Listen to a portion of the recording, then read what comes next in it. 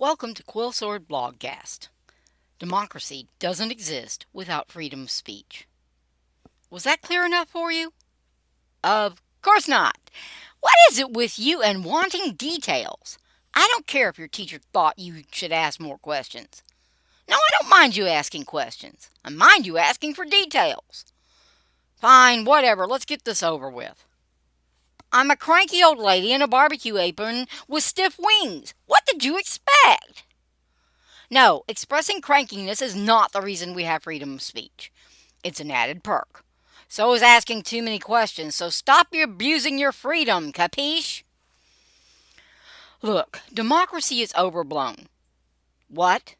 No, I'm not anti-democratic. Why?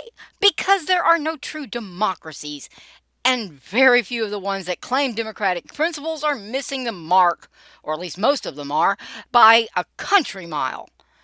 Everyone saying, "Looky, we're a democracy," is kidding themselves. Democracy is utterly unworkable beyond the city-state stage and doesn't work well even then, as city-states inevitably get too large. In reality, the U.S. is a democratic republic. We elect representatives rather than vote individually on every issue. Democracy plays a role in deciding the decision makers rather than directly making the decisions. No, it's not an academic distinction. Who's explaining this stuff? All right then, hush up and let me get this done. If you want to see a lopsided picture of what true democracy would look like, with say 4.5 million people, take a gander at the state of Alabama. Yes, really. Boy, you are on my last nerve. That's better. Alabama's previous state constitution was ratified in 1901. It was finally replaced in 2022. At that time, it had a whopping 977 amendments. Why? Because every county tax issue required a constitutional amendment. Choctaw County wants a new school? Well, let's run that by the voters 2 hours away in Mobile and 5 hours away in Huntsville and all the other voters while we're at it. Oh yes, those amendments had to be voted on by the entire state. Now you know why Alabama is on its 7th constitution. Of course it's ridiculous. It's also very democratic. Alabama let everyone vote on issues that had no impact on those people at all. Remember, only 977 of the amendments actually passed. If they had all passed, the 1901 Constitution would have been longer than an encyclopedia, the kind without pictures. Democracy gets a mite complicated when you have millions of people involved. If we, the United States, were still using the one representative to 30,000 citizens rule, we'd have 11,000 members of the House of Representatives. You think Congress is slow now? Try getting 11,000 reps to agree on anything. It would be more democratic, but a lot less effective.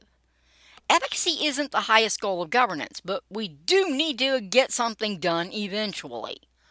So we balance democracy with representation. There's no perfect systems, but democratic republics are pretty dang close. Looking under the hood, this thing absolutely gushes freedom.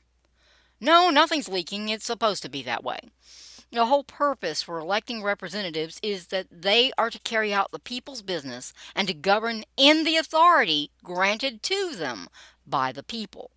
If those people then have no say in what happens next, or how good a job the representative did, or what the representative should do, or what our government should do or should not do, it kind of defeats the whole democracy bit.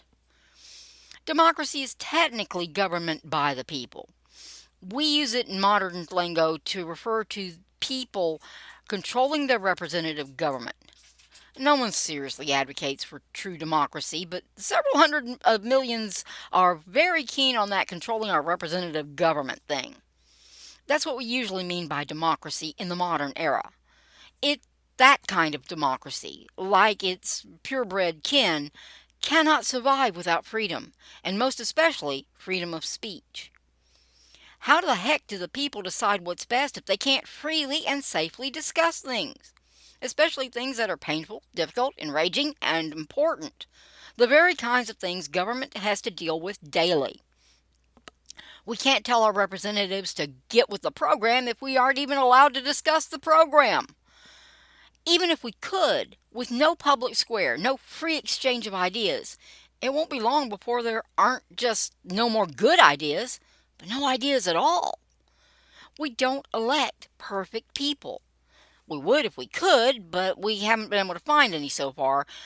Actually, we've had better luck with unicorns. Not sure painting that rhino pink was the best idea. Unicorns, yes. Perfect people, nope. Since the rhino can't vote, we can't elect him either. And that leaves us with normal, imperfect people, which is kind of a bummer since they tend to make mistakes. A lot of them. But we do get to tell them, sometimes even politely, that they have messed up. We can also share our ideas, both individually and in groups, with our representatives. We get to suggest legislation and to oppose what we consider bad legislation. None of that is possible, let alone effective, without the freedom of speech. And don't think the founding fathers were under some illusion that public discussions would be all courteous and genteel. No, they'd sat through way too many of the fist-shaking, yelling, cussing, and screaming discussions to believe that freedom of speech didn't have a minor drawback. Yet they made it Amendment number 1, because for all the hurt feelings, bad manners, dumb arguments, major disagreements, fussing, fighting, and downright stupid things we'd end up saying, the freedom to speak our minds, safe from repercussion and legal consequences, was far more important. Freedom of speech gives us more than just a way to blow off steam. It makes government of the people, by the people, and for the people possible. It's so crucial that you can identify modern democracies by how they protect the freedom of speech. So far, only the U.S. of A. has ever enshrined that protection into its supreme law of the land, its Constitution. The U.S. has lots of flaws, but it remains the most democratic nation and state on earth by the simple defense of the freedom of speech. Oh, the U.S. needs to sharpen up on that account. Censorship in the public square, even the electronic one, is anti-democratic as it gets. All those rights and freedoms rest on the critical freedom of speech. If that goes, the others will follow. Because ultimately, we decide what we are and are not going to allow our government to do. We decide by talking to each other. Being Americans, we decide by fussing and fighting over the dumbest stuff. We holler about it over New Year's. We cuss about it on President's Day. We discuss it a bit more politely on Mother's Day because Mom would get a switch otherwise. Then we're tussling over it at the 4th of July picnic, tossing candy at each other over Halloween, praying about it loudly over the Thanksgiving meal, and ruining Christmas about it, only to realize we stopped disagreeing about most of it by Father's Day. No one said freedom was peaceful and quiet. Well, no one's sane anyway. One way or another, we figure it out, either in the halls of Congress or on Election Day. But we only figure it out, whatever it happens to be, because we have so zealously protected the freedom of speech that makes government by the people a reality. No, zealous, not jealous.